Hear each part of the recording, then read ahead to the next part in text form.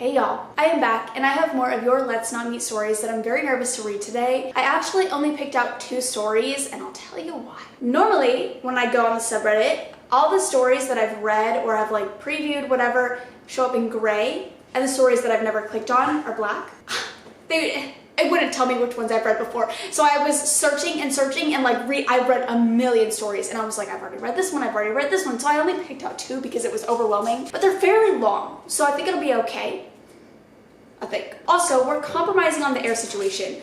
Weems, a lot of you told me that you didn't care about my air conditioning, but I care. I care. So what I did is I just turned my air up so that, or down, I don't know. I turned it higher at a higher temperature so it wouldn't turn on as often. So hopefully it doesn't turn on at all during this video, but if it does, it's only because it's getting real hot in here. We're gonna hop right in. This first story says, creepy man living downstairs. I honestly never thought I'd have to experience something like this. There is so much to it. I'm gonna have to dive right in, but I'm definitely going to skim over some things because the story would be pages. So, my husband and I moved into our first apartment about 7 years ago. The place wasn't in the best part of town, but it was cheap. It was really tiny. 4 apartments were all clumped together and only one stone throw away from one another. It would only take me 4 steps to reach the people across from me and I could perfectly see the apartments below us. We honestly didn't have any problems up until this point. Before the guy moved in, there was a nice family that lived there with their 2 younger kids. We had just gotten our very first puppy and the kids loved playing with him. There was an older lady across from us and a husband and wife next door to us. When the family left, the place was left vacant for a few months. Then U-Haul started to bring a bunch of furniture and boxes to the apartment. Because there were so many boxes and nice furniture, we thought that whoever was moving in was pretty well off. However, even after the movers brought everything, no one showed up to live there for about 2 months or more. One day, my husband was out with our dog and he felt someone behind him. He turned to notice this guy just staring at him with no expression. My husband asked if he could help him, and the guy said he just moved in downstairs. My husband said it was a super weird encounter and he got a weird vibe. He told me to try to avoid him. After that, I noticed the guy was always by his huge bay window just staring out of it. It was weird, but it got even creepier when he just stared at me every time I walked by. Like his eyes literally followed my every move. My husband worked the night shift at the hospital, so for most nights I was completely alone. When I took my dog out at night, I carried my cell phone with me. However, whenever I came back into the building, I began to notice that this guy was always outside of his door, just standing there, with no expression. I have a hard time completely ignoring people, so I would just nod my head and walk to our apartment. The first time, he asked me my name, and I stupidly told him. Then he asked who the guy was I was living with, and I said my husband. Even though it wasn't true, I told him he was upstairs waiting for me, so I should get back. As I rushed upstairs, I could feel him staring at me, and noticed this as I was opening the door. Another time, he came out of nowhere behind me and asked if I liked my husband. I jumped because he was so close to me that it creeped me out, and who the fuck asks that? I told him, yes, I love my husband. He then asked about our sex life, and I walked away saying that's none of your business. For months, he would just be there at his door when I would come in from taking this dog out and just say hi or ask me the most random shit. Then I noticed he would be standing in front of our door when I would come inside or come home. Then, things began to escalate. It was nighttime and I was out with my dog. My husband was at work and I was by myself. Unfortunately, I stupidly forgot my phone that night. When I was about to walk back, I turned around and noticed him outside of the building staring at me. It creeped me the fuck out, so instead of walking back to the building, I went behind another building and waited for a while. After about 15 minutes, it seemed like he had gone, so I started to head back. Once I got to the door, he came outside and stopped me. "Do I make you nervous?" was all he asked. "No, just trying to get back inside. I noticed that your husband is at work during the night." That creeped me out. He had basically figured out my husband's work schedule. I can't remember the rest of the conversation, but I remember the feeling of being completely unsafe. I asked him to let me pass through, but he kept stopping me, so I got pissed and said, "Don't be an ass, let me through." He moved aside and then asked, "So what kind of treats does your dog like?" I just kept walking. If he ever fucked with my dog, I would beat the shit out of him. When I got back inside, I locked the door and took a kitchen knife. I looked out the peephole and noticed him right outside of my door. I immediately called my husband, freaking out, and told him everything. He had his uncle, who's a pretty big and intimidating guy, come over and keep me safe. His uncle then started pounding on the guy's door saying, "I know you're in there, stop fucking with her." Then my uncle-in-law stood outside and stared at him through his bay window smoking a cigarette. I would have been intimidated. After that night, the guy started telling the old lady that I was a whore who was sleeping with 2 guys and apparently told her that his car was taken away because it had to do with something illegal. Like, this dude was certifiably insane. I would then always see him walking everywhere with his black briefcase. He then left cryptic messages on our door that made no sense and even wrote out "hi" in the grass with stones so that we could see it from the balcony. One time, my shoes that were outside of the door went missing, and he had apparently put them in our neighbor's storage since they had it unlocked. One night, our power went out, again, while I was alone. I called on-call maintenance, and the guy checked it out. He came back asking if I had pissed anyone off lately, and I just stared at him confused and said no. He then told me that only our wire was cut. I got goosebumps because it had to have been that dude. We had been in contact with the landlord during this time, and I even called the police. They said they couldn't do anything unless he physically did something to me, which I find super fucked up. Me too. But the last straw that made us move was when all of our buildings' Comcast went down and we called them to come fix it.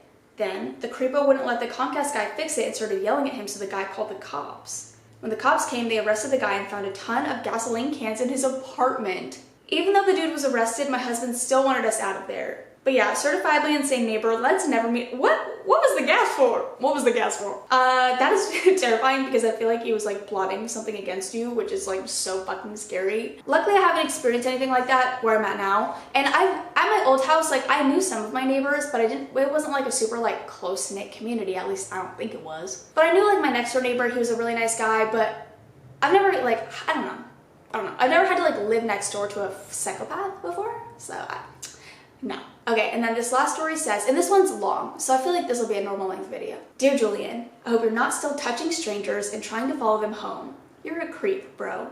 Hey Courtney and everyone else, I hope you're all well. Firstly, I feel like I should say, I originally posted this story on Reddit a few years ago under another username.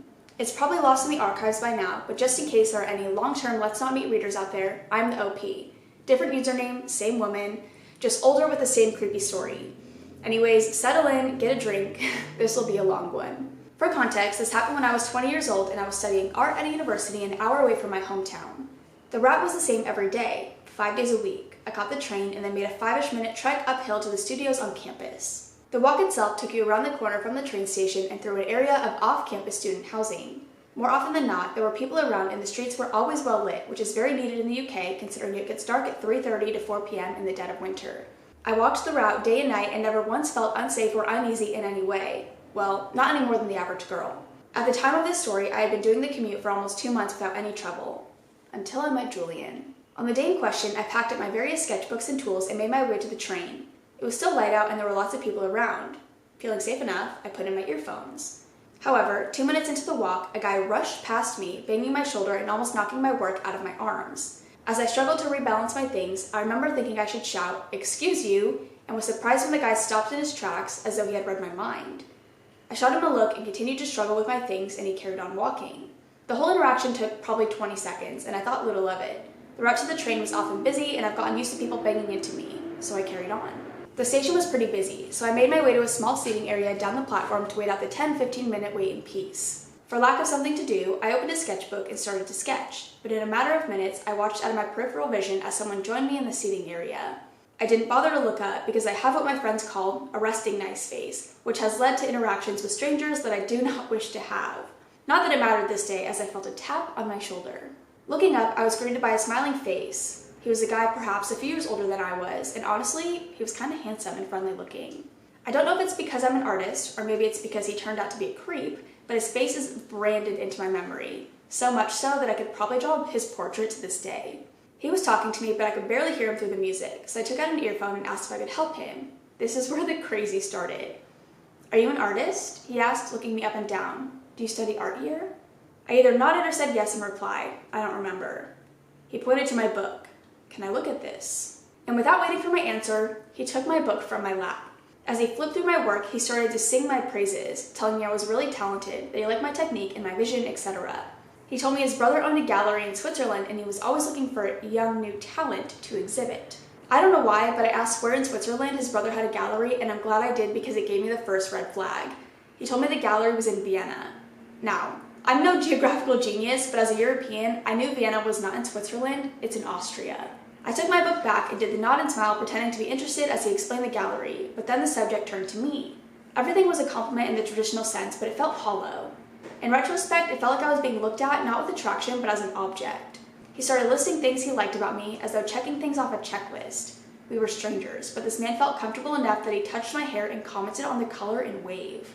He also commented on my dimples, but thankfully, he didn't touch those. Then he leaned towards me, staring me directly in the eyes and said, "I like your eyes. They're very pretty, very distinctive." Thankfully, my train was announced seconds later, so I got up and told him to have a nice day. I walked away and purposefully disappeared as far into the crowd as I could.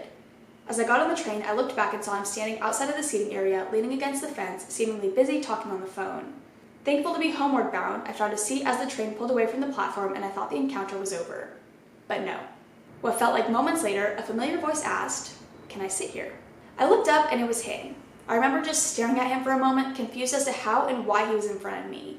The train was packed and there was nowhere else for him to sit, and at the time, I didn't want to seem rude, so I stupidly answered, "It's a free train." He sat down, blocking me and my stuff into the wall. He told me he was going to the next train station, which was 5 minutes away. Honestly, where I lived, it feels like everything is upwards of 5 minutes away from anything and anywhere. He continued talking about my work and that I should let him hook me up because he thought I'd make a great exhibition in the gallery in Vienna, Switzerland. I called him out on that, but he just laughed it off, claiming his brother used to live in Switzerland, but he had recently moved to Austria and he mixed up the two all the time. I remember him smirking a lot. You know, the kind of smirk that makes you want to hit a bitch? That. He took one of my hands in his and in a highly condescending tone said, "You are smart. It's amazing you know where Vienna is." That day, I'd been working with ink and my hands were stained. Holding my hand, he turned it over in his own as though he was observing it, running his fingers over the many ink stains. That makes me uncomfortable. Side note, I'm very white, like translucent white. I make milk look spicy kind of white, and he seemed to like that. He said, "I like your arty hands. The black and red looks good against your fair skin. The red is such a contrast. It looks like blood on porcelain. Very pretty." To say I was creeped out was an understatement. He introduced himself as Julian and asked for my name. I told him my name was Juliet. It's not. And then he started a monologue about how the universe wanted us to meet because our names were so similar. Like, "Okay, John Green, take it easy." He asked how old I was, and I think I told him 24. I should add I'm 30 now, and I still get told I look like a teenager, so you can imagine at 20, I probably looked 12. He commented on how young I looked for my age, that I only looked 15 at the oldest. For a good few minutes, this was the cycle. You look so young for your age, your eyes, your skin, your hair color, your accent, your talent, you name it. He noted how he liked it. I wanted to get up and leave, but I was stuck in my seat, so I thanked him and looked out the window, hoping a black hole would open up and suck him in. In hindsight, as someone who has been love bombed, it was that, but from a total stranger. There was never a silence. He constantly talked. The conversation turned to if I have a boyfriend. I dumbly said no. Then he relentlessly asked for me to have coffee with him in the university or to go out with him for a night in the city. He even asked me to give him directions to where my studios on campus were, and then to describe what the building looked like so he could come see me. When that didn't work, he asked for my phone number and email address. I told him I didn't have a phone, but to shut him up, I gave him my junk email. It was the silence of him entering the email into his phone that I realized we'd gone past his stop. I pointed it out and told him, telling him if he got off at the next stop, he could circle back. He smiled, took my hand again, and said, "Actually, I'm going to come home with you. I want to see where you live." And that is what I wished a black hole would have sucked me up. I explained to him that that wouldn't work because I lived at home with my parents and my 2 older brothers, hoping that would deter him. He shrugged. "I don't mind." I told him my dad was suspicious of strangers. He said, "I'm sure he'll love me." The next stop was approaching quickly, and I knew I needed to shake him, otherwise he would be following me at least part of the way home. The least he could have learned was where I got on and off the train every day, which was the end of the line. On that day in particular, if he made it to my stop, it would have been dark out, and although my dad was waiting on the other end, I had to walk a pathway enclosed by trees to get to my car. So I remember what my parents told me. If a person creeps you out, lie and tell them we work for the police. So that's what I did. Told him my dad was picking me up in his car. He said he didn't mind. "Oh, not his car, his work car," I said. "He's on duty." He asked what my dad did for a living. I smiled. "He's a policeman." He stared at me and nonchalantly laughed. "Your father's a police officer?" I nodded yes and laughed like I was making a lighthearted joke, saying something like, "The only way you'd be allowed in the car is if my dad arrested you." The confident smile dropped. All the warmth disappeared from his face and he stared at me hard, as though trying to call my bluff. I pretended to casually notice that we were about to reach his new stop. He laughed a little, then cleared his throat and said, "Maybe I'll catch you another day then." He said goodbye and all, but darted for the doors. At this particular stop, the train hangs around for a couple of minutes, something to do with the track swapping.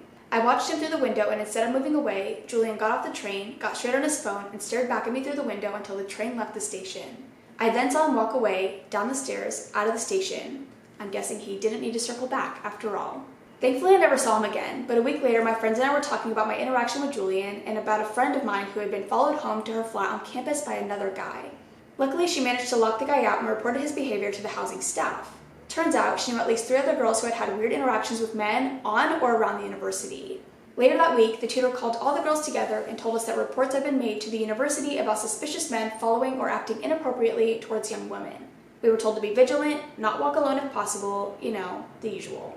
A year or two later, after we had graduated, I was talking to the friend who had gotten followed home, and she told me the police had gotten involved because the men were suspected sex traffickers. It could be that Julian had nothing to do with that group. Perhaps he was just a really weird human being who thought he was supremely charming and had no concept of personal space. When I think back to all the things Julian had commented on, it makes my skin crawl. At the time, I thought it was creepy, but now that I'm older, it's downright scary. I'm just thankful my parents taught me to lie to people who creep me out. Needless to say, throughout the winter, I left early, never walked alone to the train, or wore my headphones. I then went on to study in the city and met some other questionable characters along the same sketch of train track, but none as strange as Julian. Dude, okay, I'm like the worst person when it comes to those interactions because I cannot be nice. Well, actually, that's a lie. I can be nice at first, but once someone starts to like really irritate me, I wear my emotions on my fucking face. So if someone was being creepy and touching me and like commenting on all this stuff, I would literally be like, leave me alone. And I'm surprised you didn't like break, because after interacting like in the train station, I don't think I could interact with them on the actual train. I think I would let them sit there, but if they tried to speak to me, I'd be like, listen, I really don't want to talk. Or like, I would put my headphones in and completely ignore them. Like, I can't hear you, bitch. I can't hear you. But I'm surprised you did not snap at this man, because I think I would have snapped so easily, especially if he was touching me. No, that is not okay. I'm also glad you got home safe, and I'm glad that your parents did tell you to lie, because it's a smart lie to tell him that you work for the police or that they work for the police. I feel like that's the smartest lie ever, because if he was planning on doing something to you while you were walking to your father, he's gonna get caught, you know what I mean? So, I don't know, it's such a smart lie. I'm gonna do that from now on, even though I don't know if I'll ever be in a situation where I need to, but if I am, I'm gonna lie. That is all I'm gonna read for now. I hope you guys enjoyed. If you have any other stories you wanna share with me or the community, I will have my subreddit linked down below. My air didn't turn on at all, and it's getting kind of spicy in here. It's getting a little hot, so I'm gonna turn my air on. But I love you guys. I will see you in the next one. Bye. Actually, before I turn my air on, I have to ramble, but I don't really have anything to ramble about. Actually, I do. Did you guys watch Stranger Things? Because I know Stranger Things came out last Friday. I didn't get to watch it until Tuesday of this week. So you're seeing this on Friday. I didn't get to watch it till Tuesday. So and I'm not gonna say any spoilers. I'm not gonna say spoilers, but I was upset because I didn't watch it for a couple of days, and so going on Twitter, it was spoiled, one of the people who dies. So I already knew that was gonna happen, that somebody dies, which I feel like I feel like that's not a spoiler. Like, you should expect someone to die. It's like it's the finale, you know, someone's gonna die. So someone dies. I'm not gonna say who.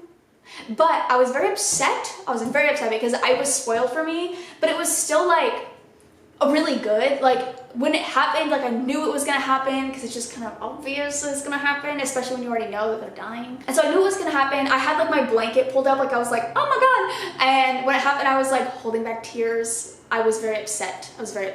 But so good. Did you know that season 5 is like the end of Stranger Things? Which I guess is to be expected, because like, how long can you drag this on for, you know what I mean? But I didn't know they would end it at season 5. I figured like they would do like 2 more seasons, but no, the next season is the last, but it doesn't come out till 2024. Same with Euphoria. How are they gonna make us wait that long? But yeah, that's all I had to ramble about. It was very good. If you haven't watched Stranger Things and you're like one of those people who's like, I'm not gonna watch it, or like, I never got into it, suck my dick. Because I was you. I watched the first season, and then like maybe a year and a half ago, I was like, I'm just gonna watch them, because I liked the first season, like I didn't mind it, but I always told people like, yeah, I never got into it. That's a fucking lie. I just don't really watch TV that often, and so when a new show comes out, I just like, whatever. But it's so good. It is amazing. It's incredible. You have to watch it. If you have not watched it, you're one of those people, watch it right now, and I promise you will eat your words. You will. Okay, I'm gonna go because it's really fucking hot and I'm hungry. But I love you so much. Way out.